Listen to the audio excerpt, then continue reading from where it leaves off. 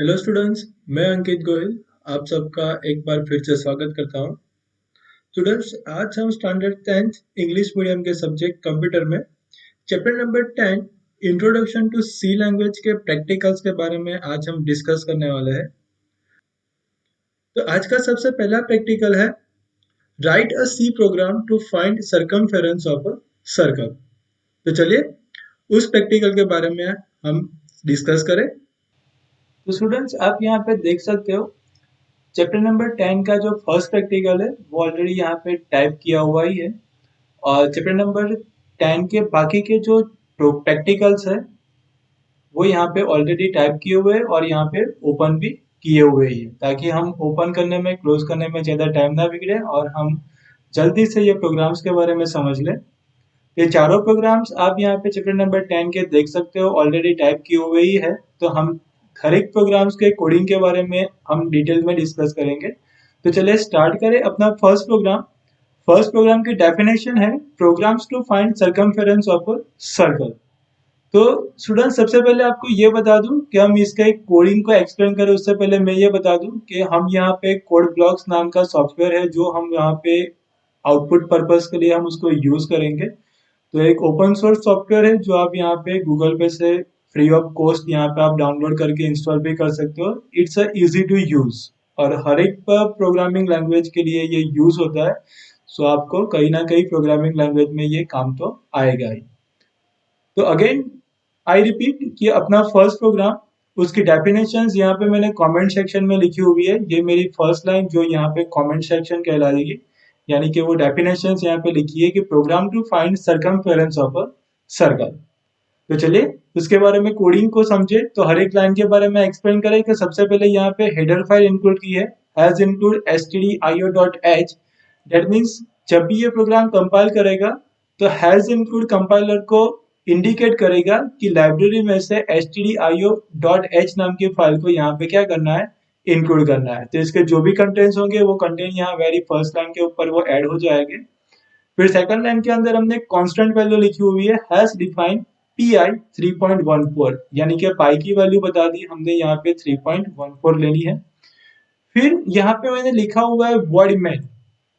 तो स्टूडेंट्स, यहाँ पे मैंने कोडिंग के अंदर माइनर सा चेंजेस किया हुआ है। आप अपनी बुक के अंदर देखोगे तो यहाँ पे वर्ड मेन की जगह पर इंटीजर मेन लिखा हुआ होगा और एट लास्ट प्रिंटफ फंक्शन के बाद वहां पे लिखा हुआ होगा रिटर्न 0। वो इसीलिए लिखा हुआ है क्योंकि आप फंक्शन आगे यहाँ पे इंटीजर लिख के कर रहे हो, तो वहां फंक्शन कोई ना कोई वैल्यू रिटर्न कराएगा। अगर वो वैल्यू रिटर्न ना कराए तो उसके लिए हम यहाँ पे लास्ट में रिटर्न 0 लिखेंगे। तो आप यहाँ पे अगर वो चीज कैंसिल करना चाहते हो, नहीं लिखना चाहते, तो वहां पे जो इंटीजर मेन लिखा है उसकी जगह पर वॉइड मेन लगा दो, यानी कि फंक्शन को पहले ही बता दो कि वो कोई ना कोई वैल्यू रिटर्न ना करे, तो आपको वो रिटर्न 0 लिखने की जरूरत नहीं रहेगी। तो मैंने यहाँ पे करेक्शन करके प्रोग्राम को अपडेट किया हुआ है। तो यहाँ पे सबसे पहली लाइन हमारे लिए रहेगी वॉइड मेन, यानी कि जो मेरा मेन फंक्शन है वो यहाँ पे कोई भी वैल्यू रिटर्न नहीं करेगा।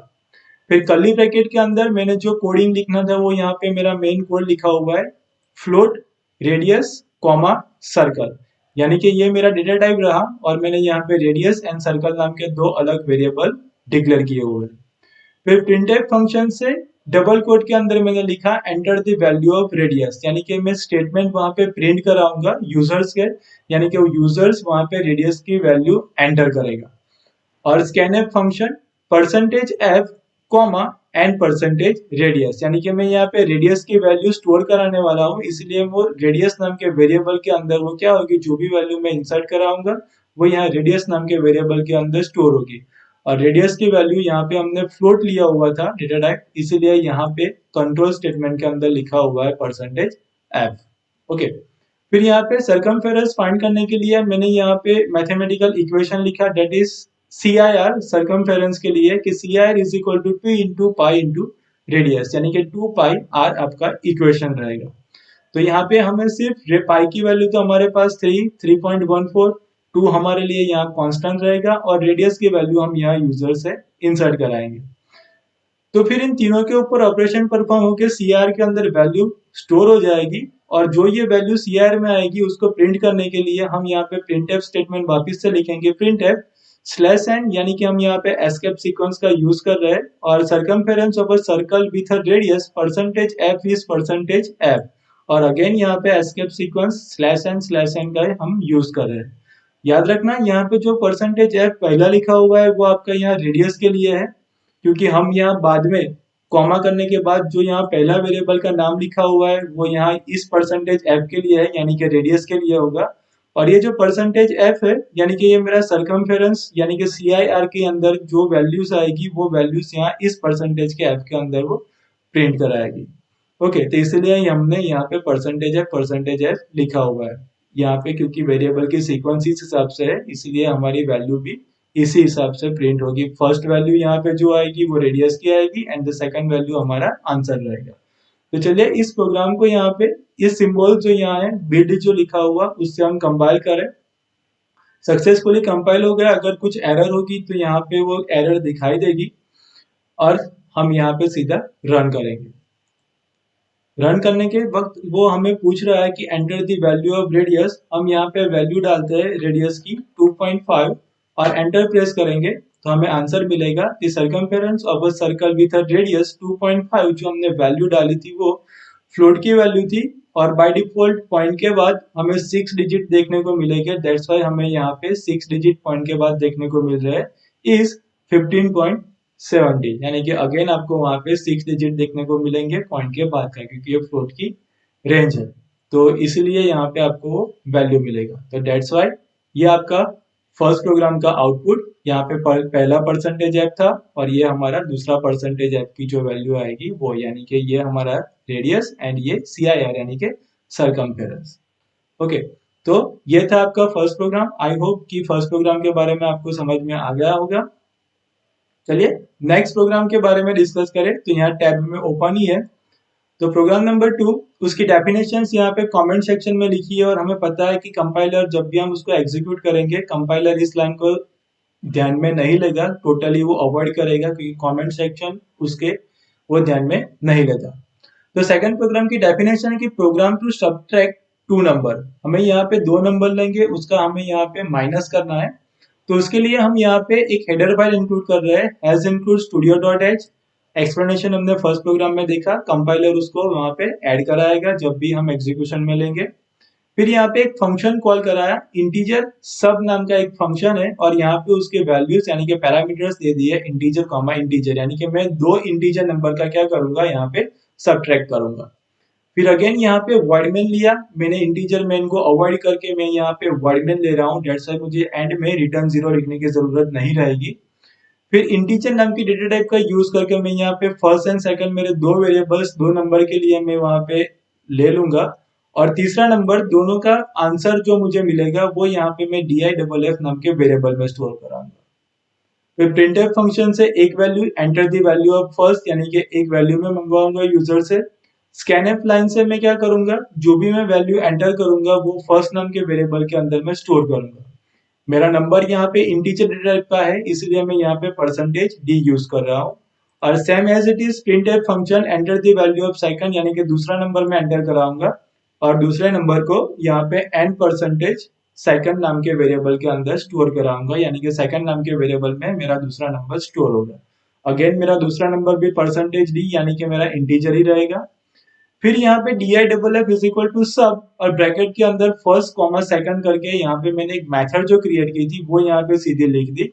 ये सीधा आएगा इस लाइन के ऊपर क्योंकि यहाँ पे सब नाम की एक मेथड क्रिएट की है। तो यहाँ पे इंटीजर सब नाम की ये मेथड और यहाँ पे उसके 2 पैरामीटर यानी कि integer first comma integer second, integer result, यानी कि इन दोनों का माइनस करके ये जो मेरा आंसर बनेगा यानी कि ये मेरी मेथड है वो रिजल्ट मुझे यहाँ पे रिजल्ट नाम के वेरिएबल में देगा। तो result is equal to first minus second, यानी कि जो मैं फर्स्ट नंबर एंटर करूंगा वो माइनस सेकंड नंबर जो एंटर करूंगा वो, इन दोनों का माइनस होने के बाद रिजल्ट नाम के वेरिएबल में वो क्या होगा, वैल्यू स्टोर हो जाएगी और उस वैल्यू को मैं यहाँ पे रिटर्न कर रहा हूँ रिजल्ट नाम के वेरिएबल के अंदर। तो वो सीधा जाएगा यहाँ पे और ये जो सब नाम का जो फंक्शन था वो वैल्यू से यहाँ पे सीधा वो क्या करेगा, कॉल कराएगा, यानी कि इसके थ्रू मुझे आंसर यहाँ पे मिलेगा, यानी कि मेरा पूरा कैलकुलेशंस इस मेथड के अंदर होगा। जो भी आंसर आएगा वो आंसर यहाँ पे DIFF नाम के वेरिएबल के अंदर स्टोर हो जाएगा। फिर printf स्टेटमेंट के अंदर मैं उसको प्रिंट कराऊंगा, एस्केप सीक्वेंस का यूज किया है /n का, and the value of %d minus %d is %d, यानी कि ये मेरा जो %d है यहाँ पे मैंने सीक्वेंस में लिखा हुआ है फर्स्ट नाम के वेरिएबल, उसके लिए वो रहेगा। फिर माइनस करके जो %d लिखा हुआ है वो मेरे सेकंड वेरिएबल के लिए मैंने लिखा हुआ है, एंड जो लास्ट में जो %d लिखा हुआ है वो मैंने यहाँ पे DIFF के लिए लिखा हुआ है, यानी कि ये मेरा फर्स्ट जो मैं नंबर डालूंगा उसके लिए, ये मैं जो सेकंड नंबर डालूंगा उसके लिए, इन दोनों का माइनस होकर जो आंसर आएगा वो उसके लिए। तो चलिए अगेन उसको यहाँ पे कंपाइल करें। सक्सेसफुली कंपाइल हो ही जाएगा क्योंकि ऑलरेडी मैंने कंपाइल करके रखे हुए, कोई यहाँ पे एरर मैसेज नहीं है। अगर एरर मैसेज होगा तो यहाँ पे रेड लाइन का भी सिंबल आपको दिखेगा और यहाँ पे आपको दिखाई भी देगा कौन सी लाइन में एरर है वो। अब हम सीधा उसको रन करें तो यहाँ पे यूजर से वो वैल्यू मंगवा रहा है कि enter the value of first, तो मैं यहाँ पे एक पहला नंबर एंटर करूंगा 14, तो वो मुझे पूछेगा कि enter the value of second, तो मुझे यहाँ पे सेकंड वैल्यू एंटर करनी है, तो मैं यहाँ पे वैल्यू एंटर करूंगा 8। जैसे ही मैं एंटर प्रेस करूंगा मुझे आंसर मिल जाएगा कि द वैल्यू ऑफ, यहाँ पे जो %d पहला लिखा हुआ था यानी कि मेरा फर्स्ट वेरिएबल में जो वैल्यू स्टोर हुई वो, फिर माइनस साइन करके जो मेरे सेकंड वेरिएबल के अंदर जो वैल्यू स्टोर हुई थी वो इज 6, यानी कि समेशन करने के बाद DIFF के अंदर जो वैल्यू स्टोर हुई थी वो आपको यहाँ पे दिखाई देगी, यानी कि द वैल्यू ऑफ 14 - 8 इज 6। तो आपका आउटपुट इस तरह से आपको देखने को मिलेगा। तो आई होप आपको फर्स्ट एंड सेकंड प्रोग्राम के अंदर जो भी आपको कुछ समझाया वो आपको समझ में आ गया होगा। अब प्रैक्टिकल नंबर 3 की बात करें तो प्रैक्टिकल नंबर 3 की डेफिनेशन है program to find surface area of a sphere. तो हमें यहाँ पे स्फीयर का क्या करना है, सरफेस एरिया फाइंड करना है। तो उसके लिए हमने यहाँ पे इस टाइप का कुछ कोडिंग लिखा हुआ है, तो चलिए एक्सप्लेन करें। यहाँ पे सबसे पहली लाइन लिखी हुई है has include stdio.h has define pi 3.14। तो हमने यहाँ पे अलग से pi की वैल्यू मेंशन करा दी कि हमें 3.14 लेना है। अगेन यहाँ पे लिखा हुआ है वॉइड मेन इंटीजर मेन की जगह पर, ताकि मुझे वहां पे लास्ट में रिटर्न 0 ना लिखना पड़े। यहाँ पे फ्लोट नाम की डेटा टाइप के साथ मैंने दो वेरिएबल्स डिक्लेयर किए, एक तो radius and the second one is S area. Printf statement से हम यहाँ पे रेडियस की वैल्यू एंटर कराए, यानी कि एक मैसेज यूजर्स को डालेंगे। एस्केप सीक्वेंस का यूज कर रहे हैं /n और यहाँ पे लिखेंगे enter the value of radius, यानी कि वो यूजर सब रेडियस की वैल्यू एंटर करेगा। वो जो यूजर्स वैल्यू एंटर करेगा वो हम यहाँ पे रेडियस नाम के वेरिएबल के अंदर वो स्टोर कराएंगे, और हमने डेटा टाइप उसकी फ्लोट ली है, यानी कि वो हमें यहाँ पे कंट्रोल स्टेटमेंट में %f देखने को मिलेगा, यानी कि डबल कोट में हमें लिखना पड़ेगा %f क्योंकि हमने फ्लोट डेटा टाइप यूज की है। बुक के अंदर एक और एक्सप्लेन लिखी है कि यहाँ पे has define f for float, p for print and s for scanf लिखा हुआ है। अगर आपको वो आप लाइन देखते हो तो फिर जब भी आप वहां पे फ्लोट वर्ड यूज करोगे तो फ्लोट की जगह पर आपको कैपिटल F लिखना पड़ेगा। फिर जब भी आप प्रिंट यूज करोगे तो आपको वहां पे कैपिटल P लिखना पड़ेगा, यानी कि जब भी आप पूरे प्रोग्राम के अंदर कहीं ना कहीं प्रिंट एफ या फिर स्कैन एफ या फिर फ्लोट यूज करोगे तो रिस्पेक्टिवली आपको उसी हिसाब से P, S एंड F आपको यूज करना पड़ेगा। मगर मुझे उस हिसाब से काम नहीं करना तो मैंने वो लाइन नहीं लिखी। तो जहां जहां भी मैं अपने प्रोग्राम के अंदर float, print and scanf word का यूज करूंगा तो मुझे पूरा का पूरा वही लाइन दिखनी पड़ेगी, यानी कि मुझे वही वर्ड डिफाइन करना पड़ेगा फ्लोट, प्रिंटफ एंड स्कैनफ, क्योंकि मुझे उस हिसाब से शॉर्ट फॉर्म नहीं करने, इसलिए मैंने यहाँ पे float, printf and scanf full लिखा हुआ है। बुक के अंदर उसका शॉर्ट फॉर्म जो हैश डिफाइन करके बनाए थे वो शॉर्ट फॉर्म वर्ड वहां पे यूज की है, फर्क दोनों में कोई नहीं होगा। तो फिर हम देखिए आगे कि हमने यहाँ पे फॉर्मूला लिखी है कि S area is equal to 4 into pi into radius, यानी कि 4 पाई आर स्क्वायर। तो हम उसकी यहाँ पे इक्वेशन बना दिया। जो भी आंसर आएगा वो एस एरिया नाम के वेरिएबल के अंदर स्टोर हो रहा है, तो उसको हम वहां पे प्रिंट आउट कराएंगे। तो उसके लिए हमने लिखा प्रिंटफ स्टेटमेंट कि surface area of a sphere with a radius %2f is %2f /n/h, यानी कि मुझे वहां पे दो डिजिट्स के अंदर वैल्यू चाहिए, उसके लिए लिखा हुआ है %2f कॉमा करके रेडियस कॉमा एस एरिया। तो चलिए आउटपुट देखिए उसका। तो यहाँ पे सबसे पहले कंपाइल सक्सेसफुली कंपाइल हो जाएगा और यहाँ पे हम रन करेंगे। तो उसका आउटपुट देखें तो हमने वहां पे रेडियस की वैल्यू डालेंगे 2.5 और एंटर प्रेस करेंगे तो यहाँ पे आपको उसका आउटपुट मिलेगा 78.50। अगेन पॉइंट के बाद 6 डिजिट बाय डिफॉल्ट फ्लोट के अंदर मिलेगा ही, तो इसके लिए आपको यहाँ पे 6 डिजिट देखने को मिलेंगे। अब हम यहाँ पे देखें कि हम कुछ चेंजेस करें, यानी कि कुछ एरर लाए जानबूझकर कि सपोज मान लो यहाँ से मैंने वेरिएबल s हटा दिया और सिर्फ एरिया लिखा हुआ है। प्रोग्राम को सेव कर रहा हूँ और वापस से यहाँ पे मैं कंपाइल करूंगा तो मुझे यहाँ पे एक देखो रेड कलर का डॉट मिला। यहाँ पे मुझे वो एरर भी बता रहा है कि लाइन नंबर 13 के अंदर ये जो है वो 13 के अंदर कुछ एरर है कि S area undeclared first use in this functions did you mean area, यानी कि मैंने यहाँ पे एरिया कुछ डिक्लेयर किया था तो क्या आप यहाँ पे एस एरिया ही यूज करने वाले हो या फिर एस एरिया का कहीं ना कहीं उसको डिनोट करो या फिर उसको डिफाइन करना पड़ेगा। तो उसी हिसाब से आपको वहां पे एरर और हिंट भी मिल जाएगी कि आप कहाँ पे गलती कर रहे हो। तो अगेन अपनी गलती सुधार लेगो। मैं यहाँ पे अपना एस एरिया जो लिखा हुआ था वो एस एरिया यहाँ पे वापस कर लो और वापस से उसको सक्सेसफुली प्रोग्राम को क्या कर ले हम सेव कर ले। प्रोग्राम को यहाँ पे वापस मैंने सेव कर लिया, वापस से कंपाइल करूंगा, एरर अपने आप चली जाएगी और वापस से रन करके आंसर सेम वैल्यू के साथ चेक करेंगे, सेम आंसर आपको देखने को मिलेगा। अब देखिए अपना प्रोग्राम नंबर 4, उसकी डेफिनेशन है कि program to calculate the square root of a given number, यानी कि हम जो भी नंबर डालें उसका हमें यहाँ पे उसका स्क्वायर रूट लाकर दे। तो उसके लिए हम प्रोग्राम यूज करेंगे तो यहाँ पे hash include studio dot H, हर एक प्रोग्राम के अंदर ये आपको हेडर फाइल कॉमन देखने को मिलेगी। हमने यहाँ पे एक मैथमेटिकल लाइब्रेरी फंक्शन भी यानी कि एक हेडर फाइल भी ऐड कराई है कि has include math dot H, क्योंकि हम यहाँ पे मैथमेटिकल इक्वेशन का यूज कर रहे हैं, दैट्स व्हाई हमने यहाँ पे मैथ डॉट एच नाम की एक हेडर फाइल भी वहाँ पे इंक्लूड करा ली, क्योंकि हम यहाँ पे कोई मैन्युअली सिंटेक्स हम यहाँ पे मेंशन नहीं कर रहे हैं। हम यहाँ पे मैथमेटिकल फंक्शन का यूज कर कर हम अपना आंसर लाने वाले हैं, इसीलिए हमने यहाँ पे एक मैथ नाम की एक हेडर फाइल भी ऐड करा ली। तो प्रोग्राम में देखिए कि वॉइड में डबल नंबर और रिजल्ट, यानी कि मैंने डबल नाम की डेटा टाइप के साथ दो वेरिएबल डिक्लेयर किए, नंबर एंड वेरिएबल।